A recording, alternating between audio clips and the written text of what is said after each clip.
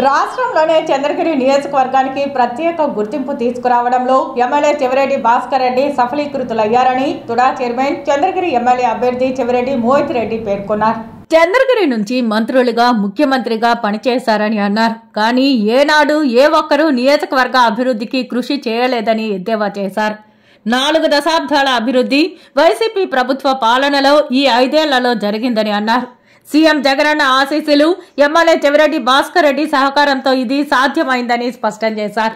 ప్రతి పంచాయతీకి 3 కోట్లకు పైగా నిధులు వెచ్చించి అభివృద్ధికి బాటలు వేశామని అన్నారు. సిమెంటు రోడ్డు లేని పల్లెలు లేవన్నారు. ఇదంతా 2019 నుంచి 2024 మధ్య జరిగిన అభివృద్ధిగా చెప్పుకోవడంలో గర్వంగా ఉందన్నారు. శుక్రవారం పాకాల మండలంలో మన ఊరికి మన మోహిత్ కార్యక్రమాన్ని చేపట్టారు. ఇందులో భాగంగా చెవిరెడ్డి మోహిత్ రెడ్డికి నేట్రగుంట నుంచి పాకాల వరకు యువత భారీ బైక్ ర్యాలీతో ఘనంగా స్వాగతం పలికారు.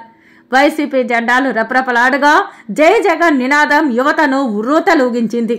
మోహిత్ రెడ్డి నాయకత్వం వర్ధిల్లాలి అంటూ పార్టీ శ్రేణులు అభిమానాన్ని చాటుకున్నారు. మండు టెండను సైతం లెక్క చేయకుండా యువత పెద్ద సంఖ్యలో తరలివచ్చింది.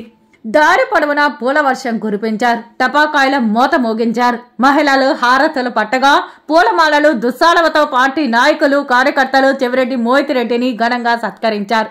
గడప గడపకు లబ్ధి చేకూర్చారని, మంచి చేస్తున్న సీఎం జగనన్నను ముఖ్యమంత్రిగా మళ్లీ గెలిపించుకుందామని పిలుపునిచ్చారు. పాకాలలో బహిరంగ సమావేశంలో చెవిరెడ్డి మోహిత్ రెడ్డి ప్రజలను ఉద్దేశించి ప్రసంగించారు. ఈరోజు మద్దతు తెలపడానికి బైక్ ర్యాలీలో రావడం జరిగింది. అదేవిధంగా పాకాలలో అదేవిధంగా సెంటర్లో ఈరోజు ఒక భారీ మీటింగ్ పెట్టడం జరిగింది. ప్రజలందరూ కూడా మమ్మల్ని ఆశీర్వదించడానికి సిద్ధంగా ఉన్నారు. తప్పకుండా పాకాల నుంచే మంచి విజయం సాధిస్తామని తెలియజేస్తున్నాను.